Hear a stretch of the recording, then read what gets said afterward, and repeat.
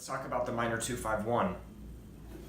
So, I want to start off by talking straight out of the study material that we had for this month, and just kind of go over it point by point and talk about some practice things, like some really helpful practices for learning to internalize this stuff, because the theory is really peripheral. Like, the theory doesn't matter, it's whether or not we can use this stuff to improvise, to play melody, to come up with harmonic accompaniment. You know, these are really what's important. The theory is just there to help that. So we're going to talk a little bit of theory, but I mainly want to cover practical application. And then I want to get into a variation on it, another option that hopefully you guys will dig. It's still based on melodic triads, but just another triad, basically. So let me grab what was written out. So let's start with the half diminished chord. So the melodic triad for the half diminished chord, we did it in the key of C minor. So we're talking about a D half diminished 7. So the melodic triad for this is probably one of the most standard and common and useful melodic triads for this chord. There are a whole handful of them that we could use. But F minor is really common. If you look at any half diminished 7 voicing that you know, chances are really good that it's basically a D note with an F minor triad sitting on top of it, right? This is 5th string, 5th fret, 5th fret, 6th fret, 5th fret, 6th fret. If you think about it from our standpoint of that imaginary piano player that we're trying to develop in our mind, we could almost think of that D note as something that's happening in the left hand, right? It's like a root note, and then there's an F minor triad in the right hand. It's not the only way to see this, but that's a way to view it. So here's the root note. That's like the lowest of the low structure-wise, with an F minor triad sitting on top of it. Of course, we could just say that this is the 1, 3, 5, and 7, so it's kind of all left-hand idea, right? Shell voicing. So we're just taking the triad that's at the top of that structure, which is F minor, and that's going to become our melodic triad. And almost every generic, staple, cookie cutter chord voicing for minor 7 flat 5 is going to have this same kind of thing happening. Here's another one, 10th fret, skipping the 5th string, 10, 10, 9. That's a D note. There's an F minor triad, right? Here's another one, starting on the 4th string, 12, 13, 13, 13. That's a D note, F minor triad. So we can go through and find any F minor triad and find any D note that we can drop underneath it, and we have a D half diminished 7 chord. So what that means for us in terms of improvising is that the D note, the root of the chord, is not going to be our melodic do or melodic root. The F note is.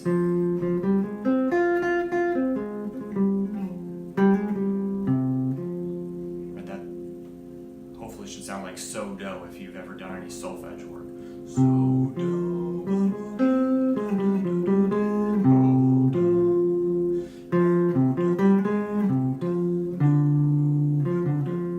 So that note that I just hit that sounded like it wanted to move, that was a D note. Okay? And in this context, that was a tension 6, so it should have sounded like the 6th degree of a scale, even though it was a D note against a D half diminished 7 chord.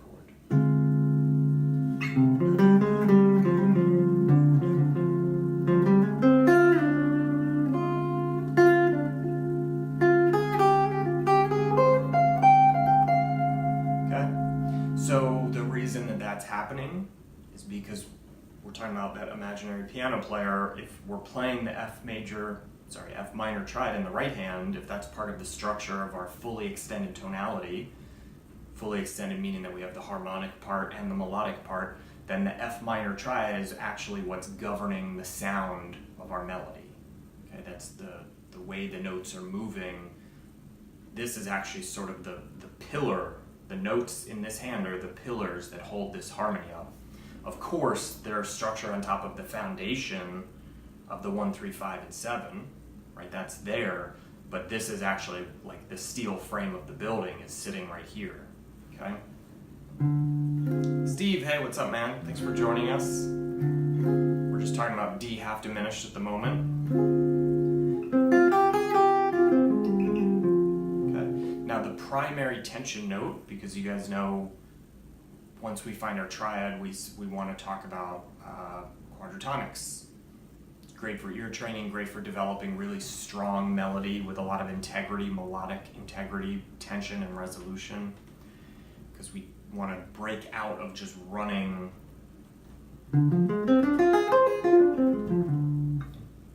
that has its place. It sounds neat. It's a cool sounding arpeggio. And it's a very pretty sound, but it's not necessarily going to create a sensation of tension or resolution and melodicism and lyricism.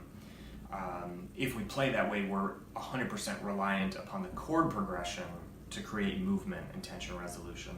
So the whole arpeggio has a sense of tension that wants to move to the 5, which has tension, which wants to resolve to the 1.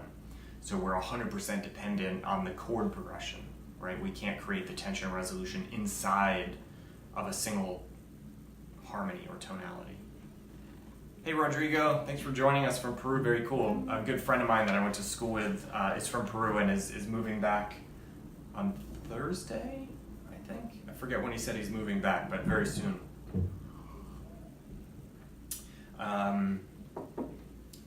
Another good drummer leaves New York.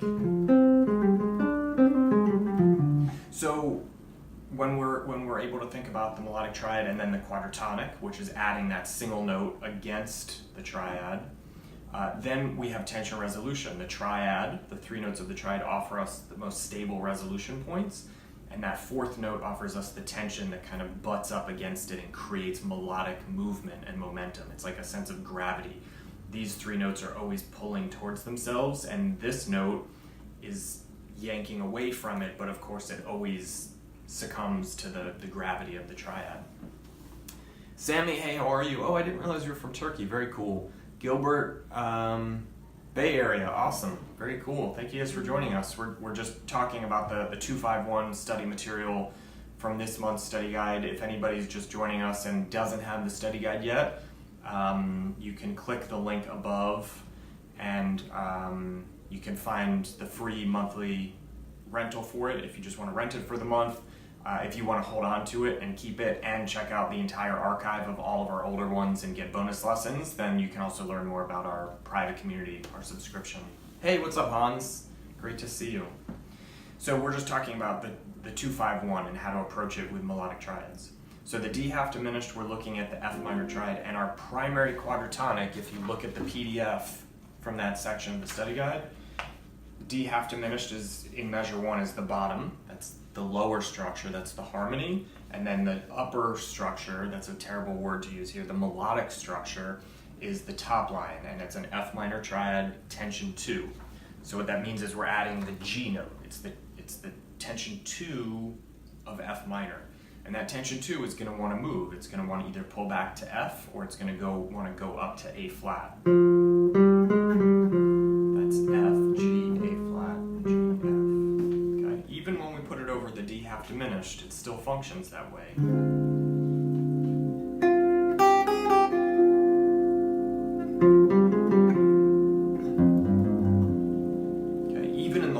Range of the guitar, a lot of people ask if this is only good for the upper ranges of things. It's not. It still works in the lower range. Right, that note that feels like it wants to move, that's the tension 6. That's a D note. It's the 6 of F minor, and that means it's the chord's root note, but it doesn't feel stable, right?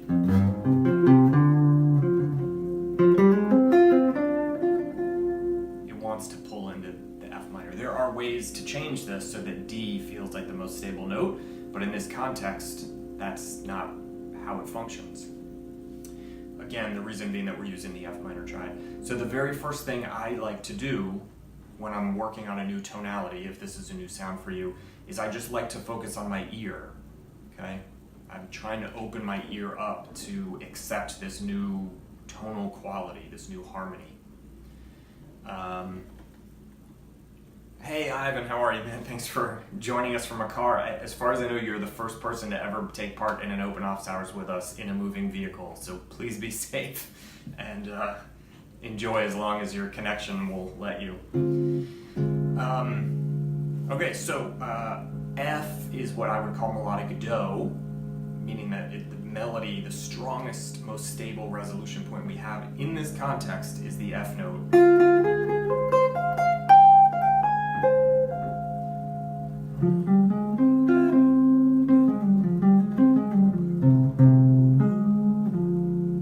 Right, we could play, I don't know if you guys are familiar with Equinox, the John Coltrane minor blues.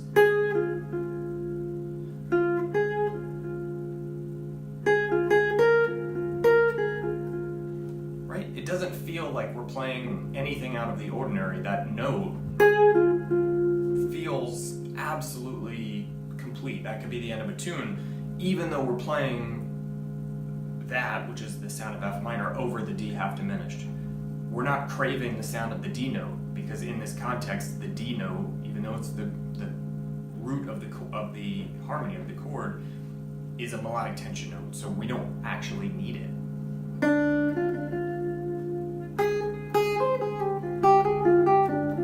So the very first thing I like to do is to discover the primary tension note, and the primary tension note is the note that best sums up the sound of the chord we're playing. We're looking to create tension resolution, but at the beginning, the best thing we can do for our ears and for our melodies is to learn to define and imply, create the impression of a chord and a harmony without running the chord tones of it. Okay, so that's what I'm talking about when I'm looking for my primary tension note, which is in the study material. I'm looking for the note that best sums up that chord. That's not the only note I ever use, and it's not the only note that works. We can use other tension notes, but at the beginning, I think that's the best first step, because we want to learn to create melody while being very respectful of the harmony, right? That's, for me, in my ear, what the greatest improvisers have always been able to do. So the very first thing I do is I kind of just listen and study that tension note. What does that thing feel like? How does it want to move? Right, that's the tension 2, the G note resolving down to F.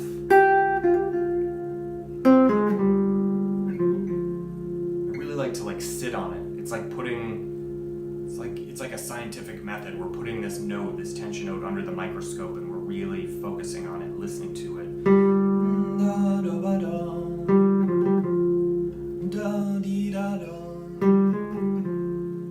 So do re mi so me do. I'm a terrible singer, but I use solfege. I can kind of find the syllables, and that's a big part of me internalizing what this is going to feel like emotionally against this chord.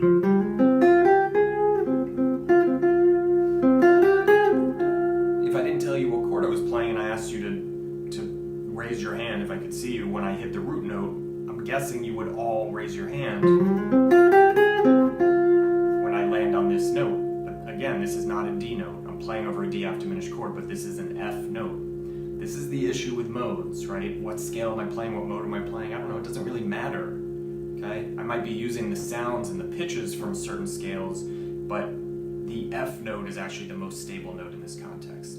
So the most practical thing that I like to do at the beginning is to just get to know the quality, the feeling, the emotion of the tension note and how it wants to move.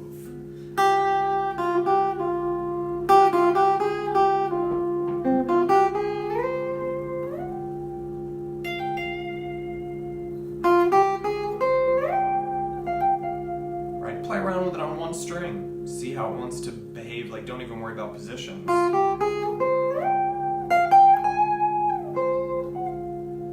Right, you feel how stable that note is? That's the F note, that's melodic do. So that's the first thing I do. Once I can hear it and it kind of makes sense musically, then I will look for a position. I'll take a shell voicing or a basic 4-note voicing, and I'll play it. look for the primary quadratonic and how it sits against this.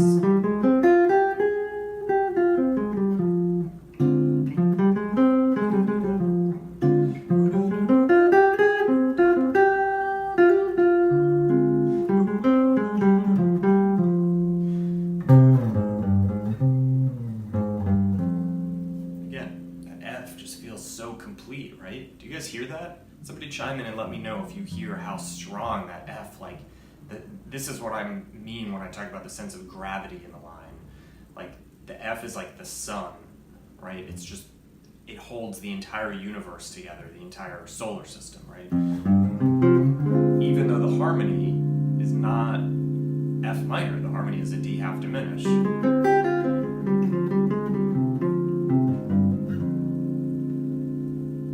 Hear that? Chime in and let me know if you can hear it or not. I'm very curious. It's hard to, without being able to speak to you guys and see the looks on your faces, it's hard to know if you hear this stuff, because this in and of itself is really, to me, the primary difference between melodic triad approach versus anything else. Like, I don't really hear many other people talking about this concept of gravity in the line. Like, we have the chord tones, which we talk about being important to know them and be able to outline the changes with them, which is true. But when we start trying to play horizontally, like melodically, to have lyrical ideas coming out, it's very important to be able to hear how the notes want to move, because that's kind of what's dictating the entire phrase, all the phrases we play. Sharon, hey, thank you for chiming in. I'm glad you can hear this. Hey Jay, how are you? We're just talking about the minor 2-5-1 ideas from our study material. At the moment, we're just talking about the half diminished chord, but we're going to move on in a second. If I play an A flat major 7 sharp 11, does the F feel the same? A flat major sharp 11, well, there's different ways to play an A flat major chord, like with melodic triads, and the F minor triad is not one of the triads I would use for the major 7. For A flat major 7, because it has an A flat in it. And if I'm playing, this is like one of these things that I discovered slowly over time, if I'm playing a major 7 chord, like something with the major 7 in the shell voicing, I would never put the root note of the chord in the right hand of the piano player. Okay? So the A flat major 7 has an A flat in the bottom, which is totally fine, but there's also a G note down there. That's the major 7. That note. So if I put an F minor triad in the right hand, then I'm putting an A flat note above that G note, and then it sounds like this. That's G, A flat. We call that a minor 9. I know we talk about the tritone very often in music theory and how it's like this very tense interval, but the minor 9 is actually, as far as I'm concerned, the most tense and disruptive interval that exists in music. Okay? It's not that we're not allowed to use it. Like, I do use it from time to time, but it's an interval that's worth, what's the right way to say this? It's worth having an enormous amount of respect for how disruptive it can be. It's almost impossible to create the sound of harmony and consonance and resolution built on that. So I would never use the F minor triad over this chord, because I don't want that A flat note in the melodic structure over the G note in the harmonic structure, because I want to avoid that. That said, yes, anytime I'm using an F minor triad where the tension 2 works, the tension 2 is always going to feel like a tension 2. That's what's so great about melodic triads, is that once we pick a triad, it's got 3 notes, and there's only 12 notes in all of music, Western music. So if we know our triad, then there's only 9 possible tension notes, right? And if we study each one of those possible tension notes, no matter what harmony we put that quadratonic over, it's still going to feel emotionally the same. It's still going to want to move the same way. So it's a really precise way to just break everything down into really just a handful of patterns and sequences and colors and emotions that we can then apply over everything. So it's a good question, but the specifics of what you were asking about is not something I would actually use because it doesn't fit properly in the puzzle. Is it possible to explain again why we chose triad plus 2? It's definitely possible. It's just a little bit time consuming, and we're still on the first chord. I want to get through all 3 chords and hit the extra option, the other way of thinking. So I don't want to spend too much time talking about this, but it basically comes back to what I refer to as the hierarchy of harmonic importance. Okay? And what that means is that in any chord, in any harmonic situation, some notes are just more important, more definitive than other notes. Quick example, if we're talking about a D half diminished chord, the D note defines the sound of D half diminished more than the E flat note, right? I mean, that's indisputable. Doesn't mean that we can't use an E flat note. It's just not as harmonically important. It's much lower on the totem pole of, again, what I call the hierarchy of harmonic importance. So the reason I'm picking the G note is that it's the first note available to us on that hierarchy of importance. This is something that I talk about in the underground, which is our private hangout spot that the private community has access to.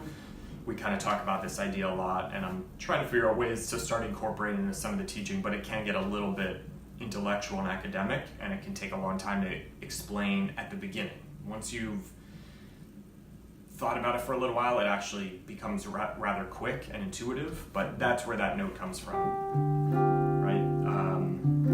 We already have the 3, the 7, and the 5 of the chord in our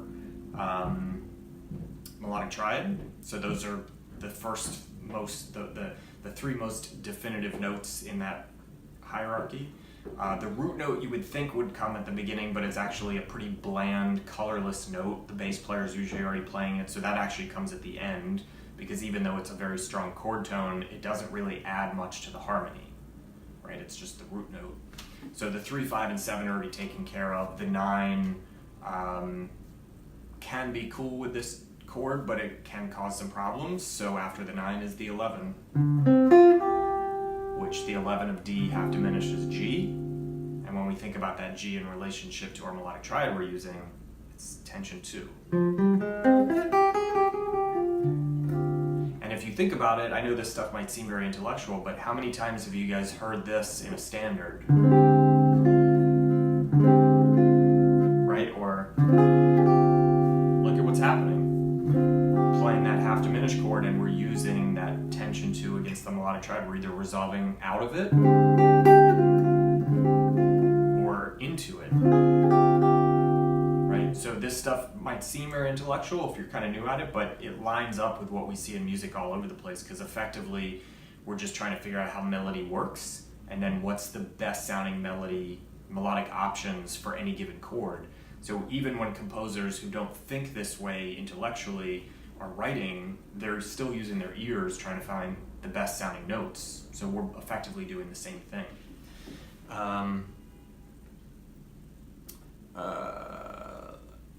Let's see, Andrew, gotcha. Cool, awesome. Paul, you can hear it, fantastic. Wayne, interesting that this leads to very similar lines to some Grand Green transcriptions. Yeah, again, that's my point, is that the greatest standards we hear, the greatest melodies we hear, the greatest improv we hear, all those improvisers and composers, they certainly weren't, I've never heard any of them use the term quadratonic, but they still were digging in with their ears, trying to find the hippest, most beautiful sounding notes they could, and that's exactly what we're trying to do. We're trying to get outside of the concept of just running scales and modes and chord tones and really understand, like, what is the anatomy of melody? What makes melody sound so beautiful and move? For me, that answer, and there's a lot of answers, but the primary fuel behind all of it is this concept of melodic tension and resolution, right? It creates movement and interest and drama. It's like a plot in a movie. You have to have a bad guy. You have to have things happening that create movement. If we don't take advantage of tension and resolution, it's like having a movie that doesn't really carry us through the plot, right? We need to be led through a plot, and that's what tension resolution, melodic tension resolution, offers us. So that's cool that you see that in Grant. It doesn't surprise me. He's one of my favorite guitar players. Very melodic, very bluesy, but also very melodic simultaneously. Okay, cool. So let's keep moving forward.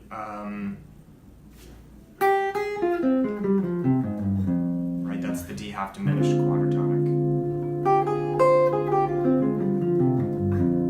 Again, if you're new, if you're just joining us and you don't have the study material yet, we're working off the PDF regarding the minor 251, which you can find in our study guide for this month, which is at the link above.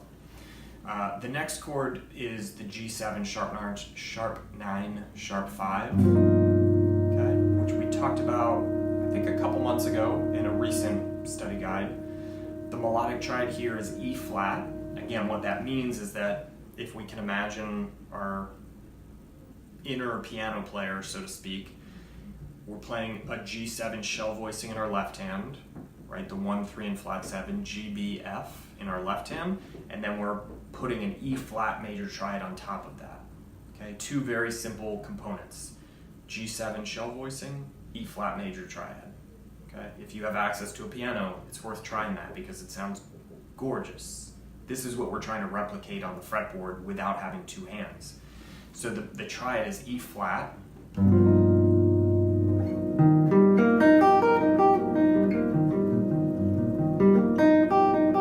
So again, my first step is I want to train my ear to really hear and recognize and be able to manipulate the tension resolution. Okay? The primary tension note here is the B natural note, which is the third of our G chord. Remember, a minute ago I said that it comes from the hierarchy of harmonic importance. The third of a chord is, generally speaking, the most important note when it comes to defining its harmony. It doesn't always work for us, right? Like in the last chord, the D half diminished, the third is F. That's already in the melodic triad, so we can't add it.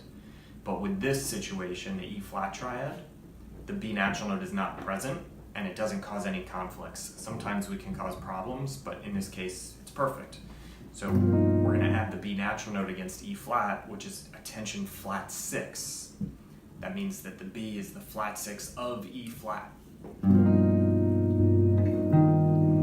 Do, mi, sol, la, so, flat 6, 5.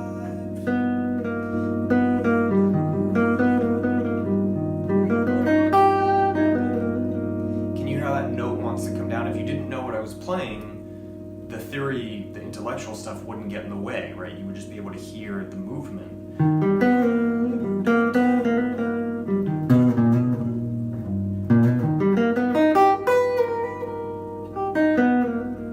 So the very first thing I do is I just loop, or I'm using a sustain pedal, but either works. I just loop this chord, this G7. I just like to practice finding that tension note and giving it what it wants, which is to resolve down to the 5. That right there is actually enough to create melody in a way that implies the sound of a G7 altered chord. The major third is a tension note that wants to resolve down to the sharp 9. Which is actually the sharp 5 of the chord.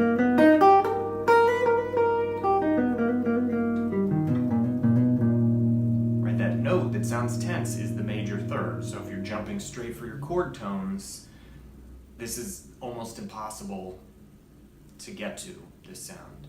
Right? That major third is actually, if you can only think of it as a stable chord tone, that's an obstacle to you creating this very simple sound.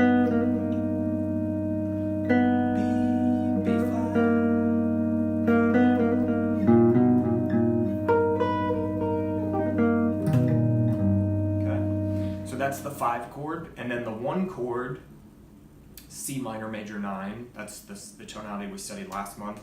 That is a G major triad. Again, think about the piano player. We got the shell, the C minor major shell in the left hand, which is the root, the minor third, and the major 7. So C, E flat, B natural.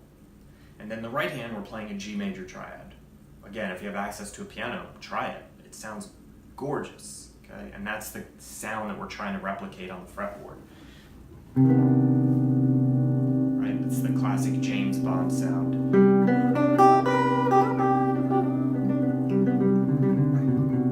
There's no drama or tension to what I'm playing. I'm just playing a G major triad. I'm just outlining the sound of the melodic triad.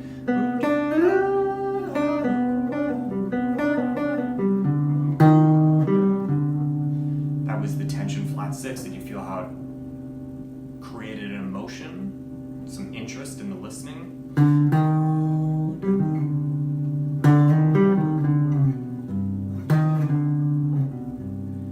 And the pitch that tension flat 6 is an E flat note. Again, it's the minor third of the chord we're playing over, but it's not stable anymore because we're using it as a tension note against our melodic triad. So we're playing around with this G major triad, and then we're adding the E flat against it, so it's creating movement and interest. So we have these 4 quadratonics now that we can just create lyrical improvisation with tension resolution through a minor 2-5-1. So I'm just going to play through it a couple times so you can hear what I would call the melodic progression. In other words, we're taking 3 melodic triads and we're creating like a progression inside the melody, right? We're not strumming F minor, E flat major, and G major. We're outlining them, but it's still a chord progression. It's a melodic progression.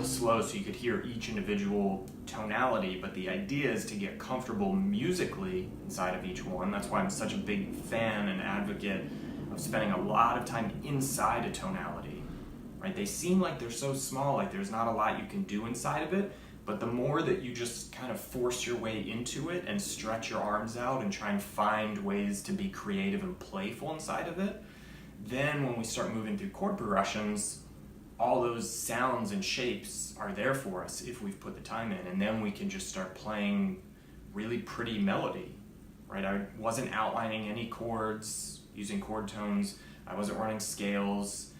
You didn't hear any riffs, anything I pre-made up or written out or transcribed for anybody. I was just being playful inside of the 3 tonalities. That's all that was just happening. Sammy, you have another question about fully extended chord voicings. In some cases, it's obvious that we cannot play full shell voicings and melodic triad. What would be our strategy? Which notes can we omit? Is there specific logic behind it? Or should we try and memorize? Okay, really good question, really heavy question. So you're talking about creating harmony, not melody, which even though it's a tricky name to say melodic triads because it makes it sound like we're only concerned with melody. We're very much not, right? We are very concerned with harmony and being able to create chord voicings that work with this stuff as well. The reason it's called melodic triad is simply because we're trying to, all of jazz guitar pedagogy and really just jazz pedagogy in general appears, as far as I can tell, to be only worried about sort of what's happening in the left hand of the piano, the shell voicing, right? The 1-3-5-7, the lowest structure of the chord. That's what we're taught to go to first. And it's very valuable. I'm not trashing it. It's a great skill to develop, but it's not really, it's how lower structure harmony works, but it's not how what I refer to as fully extended tonalities. It's not fully extended harmony. And again, when I say fully extended, I'm not talking about 1, 3, 5, 7, 9, 11, 13. Okay, I don't mean fully extended in terms of going all the way up. That's just thinking, again, left hand piano. That's extending the left hand all the way up. When I talk about fully extended, what I mean is that there's a harmonic component and a melodic component, left hand and right hand. It's very overly generalized, but this is what I'm referring to. Once we can get away from only thinking about the left hand and we can sit and visualize this right hand, then we can start to develop chord voicings around that, right? Which is kind of what you're asking about. So I can't remember how long you've been with us, or I don't know how much time you've spent inside our study materials, but in every study guide, when we look at the fully extended tonality, I always show the three, I think it's the first thing I show in each one because it's that important, the three fully extended tonalities, the voicings for it. And that's built by trying to take the triad, the melodic triad on the top three strings, right? And then trying to find a way to get the full shell voicing on the bottom three strings, because that's the complete replication of the piano player's left hand and right hand, right? Left hand on the bottom three strings, right hand on the top three strings. Obviously that's not always possible. It's just not. So we do have to get a little creative and be guitar players about this. Let's see the specifics of your ideas in here. In some cases it is obvious that we cannot play the full. That's true. What would be our strategy? So our strategy is there specific logic behind it? Our strategy is just try really hard. And that's like the first one, which I know sounds stupid, but we can be creative. Like we can mess around with things. Even in classical music, they tell you like you can drop the fifth, right? That's totally true, right? So we don't need the 1 3 5 7. We can just do the 1 3 7. If that's not working for us, then we can be creative. Sometimes, like with this D half diminished, the 3, the 5, and the 7 are already in the melodic triad, so we don't need to double them. It's enough to just take that melodic triad and stick it over the root note, so F minor over D. So anywhere that you can find a D note, let's start with the triad. Anywhere that you can find an F minor triad, if you put a D underneath it, you've got the fully extended harmony.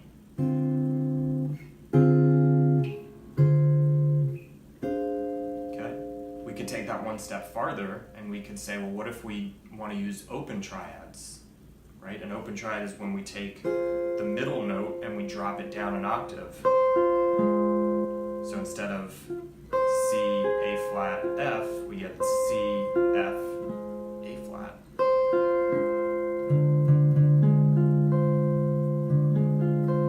Okay? I'm not really concerned with whether this is a drop 2 or a drop 3 or a drop whatever. It doesn't really matter. I know my triad shape really well, and I can just spot the D note. Okay, we could do the same thing down here. Here's F minor, an open F minor triad. Right? It's the exact same construction method. It's a triad sitting on top of the root note. Now, not every chord is this simple, because in this situation, the 3, the 5, and the 7 are already present in the melodic triad, which doesn't always happen. So the best way to think about, there is logic to it, but there's so many exceptions because there's so many different situations. The best place to start is omit the fifth first, because that's usually not necessary unless it's like a diminished chord or a half diminished chord, and then the fifth can be very important, or an augmented chord. But then look at the triad and ask yourself, well, what notes are present in the triad? If it already has the third and or the seventh, then you can omit the third and or the seventh from the shell voicing, right? Because you're already playing it, so there's no need to double it. So that's probably the quickest starting point. I generally, once I find my fully extended voicings, like the 5 to 6 note voicings, then I usually try and quickly break them down to a 4 note voicing, okay? So a quick example of that, the D F diminished is not a good example because the 4th note is the root. But like the G7, where we're using the E flat triad, my favorite 4 note voicing for this is to add the B note, the major third of the G7 chord. So there's a B note on the 2nd fret 5th string, and an E flat triad. And you this in any inversion of the E flat triad, but the E flat triad is always on top in any inversion you want over a B note.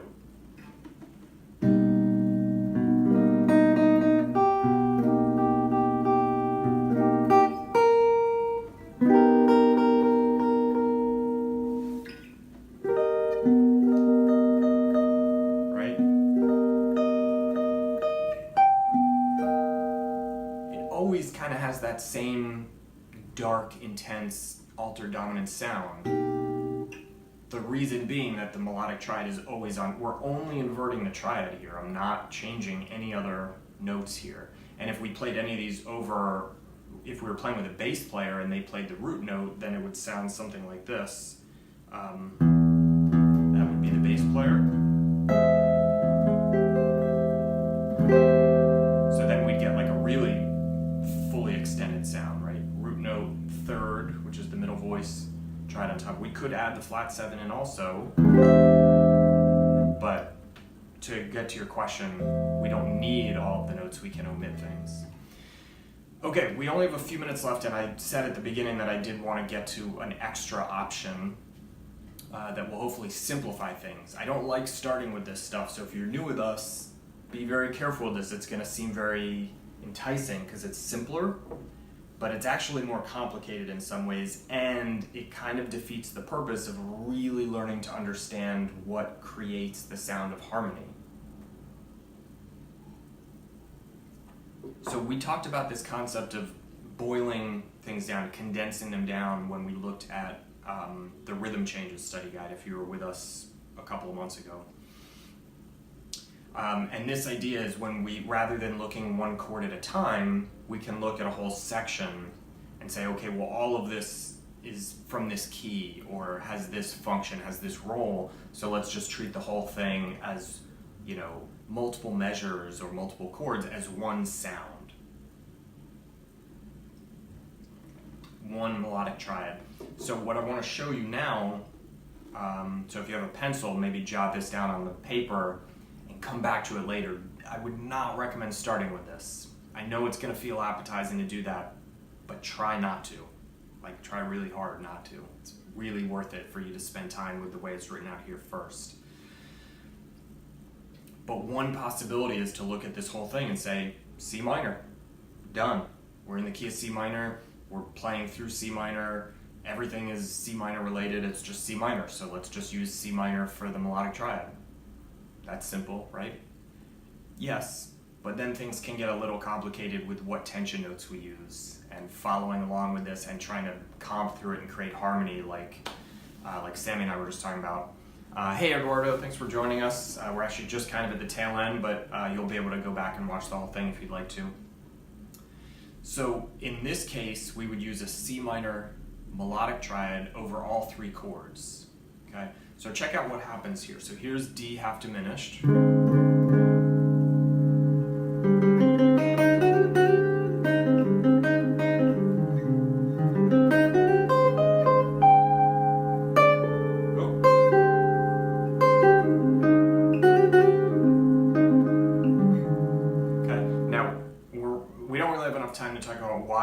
Tell you what tension notes to use, but it does go back to that concept of the hierarchy of harmonic importance, right? We're playing a C minor triad, but we want to create at least some level of respect for the fact that we're actually playing over a D half diminished chord, right? Because now we're using the 11, the flat 7, and the flat 9. So I'm just going to tell you the tension notes that I would go for. Right off the bat, I would add tension 4. Check this out. Right away, we're going to get this incredibly bluesy sound. Anytime we're playing with a minor triad and we add the tension 4, we're essentially creating the sound of the blues. And that means that we also have a secondary tension note that kind of latches onto the 4, which is the sharp 4. That's the blue note, right? Check this out.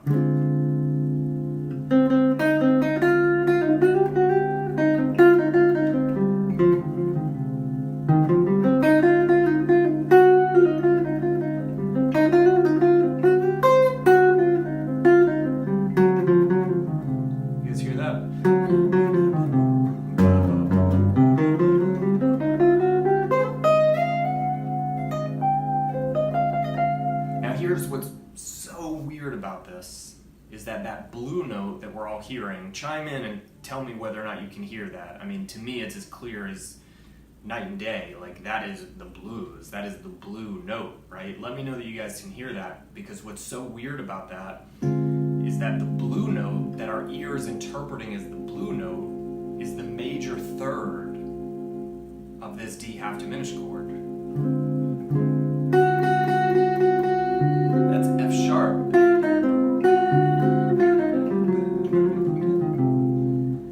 But it's okay, it doesn't matter. Like, we can still get away with it because of the melodic triad. That's what allows it. We're changing where the tension points and the resolution points are. So by making the resolution points based around that C minor triad sound, all of a sudden the F sharp has a seat at the table. Right? We've broken out of the concept of D half diminished as a scale, as Locrian or super Locrian or 1 flat 3, flat 5, flat 7. Like, none of that really matters anymore, because we have these anchor points, these melodic anchor points of C minor, so we can now be playful around them.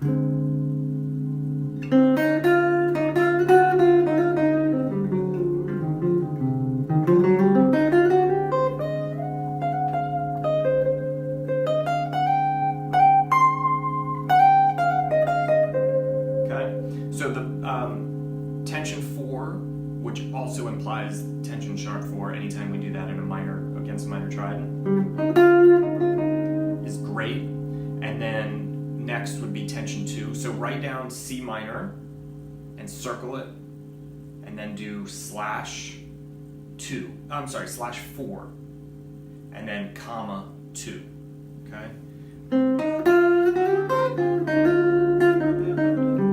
Eduardo says, weird.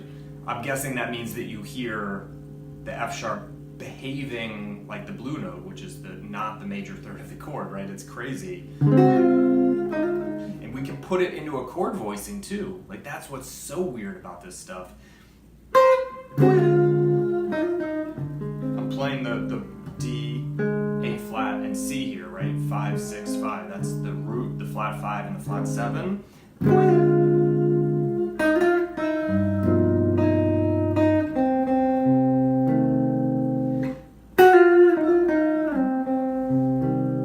Now we have this blues thing in the melody. The chords are still doing their thing though, but it still works, because it's about prioritizing the melody, the melodic structure, the melodic triad. Okay.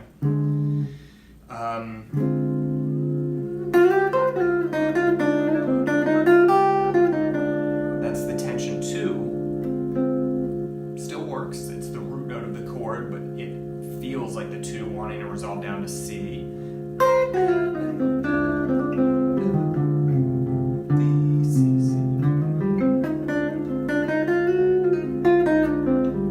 And then we could add, if we wanted to go for a full-blown hexitonic scale, this is enough right here. Okay? We have a pentatonic scale now. If you wanted to add a third note, I would recommend B flat, which is the tension flat 7. Okay.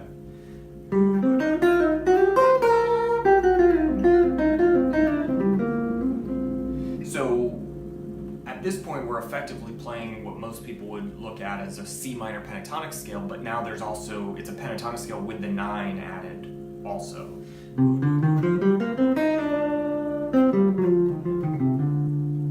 Right? And more importantly, we want to make sure that we don't just get stuck in this concept of like, oh, here's a pentatonic scale. It's not just a scale. It's a scale that's consisting of 3 resolution points, C minor triad, and then we have these tension notes. It could be 1 tension note, it could be 2, it could be 3. We could add a 4th tension note if we want to. What's important is learning to hear it as tension and resolution and know where it is. If we put the C minor triad over the G7 chord, because remember I said we can use this for the entire minor 2-5-1,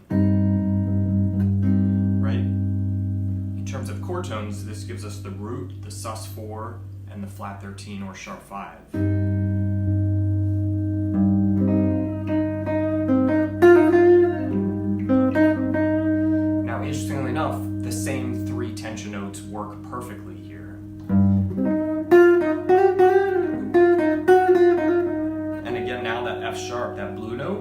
major 7 of this chord, it doesn't matter, it still sounds like the blues.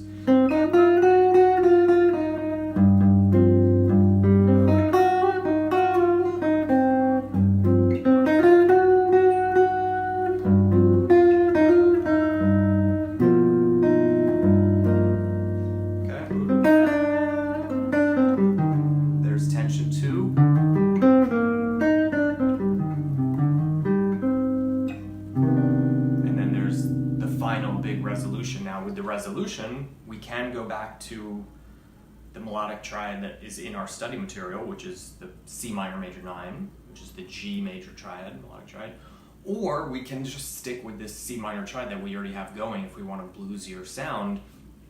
The big change that has to come here is that we don't want the tension flat 7 anymore. Okay, this is like one of those things that a lot of people kind of argue and fight against, but listen to any of the greatest legends of the music, and they will generally tell you pretty much across the board when you're in a minor key and you get to a minor 1, a tonic chord, like 2, 5, 1, D F diminished, G7, C minor. We don't really want the minor 7 in that sound. Okay? We either want the major 7 or the major 6. Those are the qualities that create that sound of like a minor resolution. And because we're over time already and I have to wrap up in just a minute, I'm just going to go ahead and tell you that the B natural note doesn't really work in this situation very well, which is the tension major 7, so go with the tension 6. So effectively we get C minor,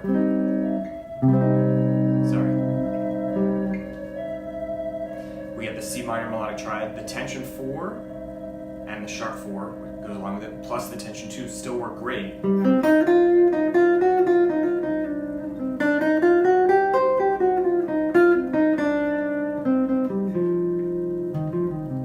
But now we're going to add the tension 6.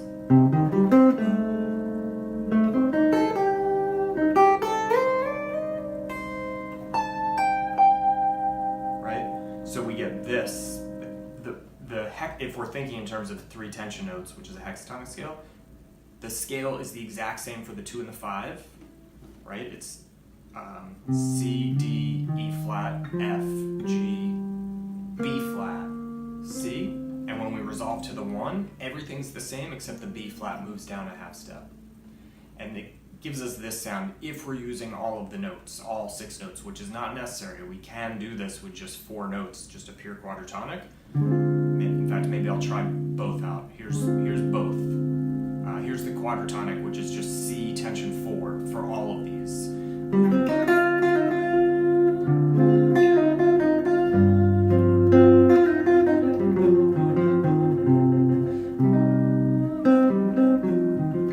Right, it gives a really old school bluesy, just fantastic sound.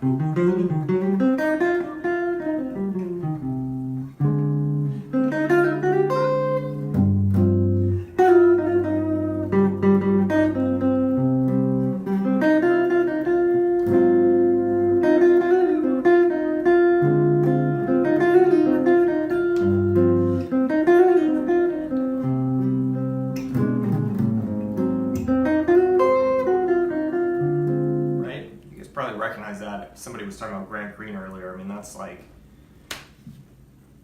can't really get closer to Grant Green's sound without just transcribing him and stealing his stuff, but we're just taking the concept of the melodic triad and condensing down a whole 2, 5, 1 into just C minor. That's just the quadratonic, pure quadratonic. Now I'm going to use the 3 tension notes. So this is, I still think of these as quadratonics, but now they are 3 different quadratonics kind of working together. C minor tension 4, C minor tension 2, and then C minor tension flat 7, which when we get to the last chord, I'm going to resolve to a C minor tension 6.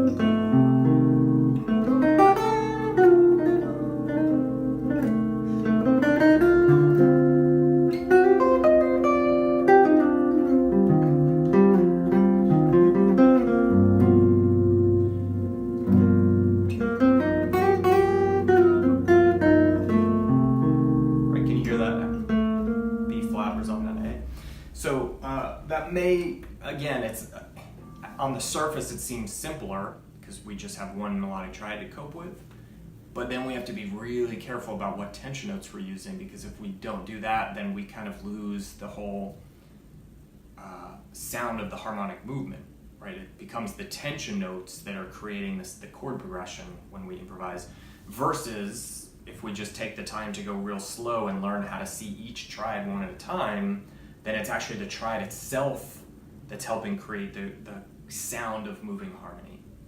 So they both have their easy things and their hard things, but I think that it's better to go one chord at a time and learn to slowly build this stuff up, which allows us to then over time condense things down if and when we want to. They offer very different qualities to our lines, right? Hopefully you guys can hear that.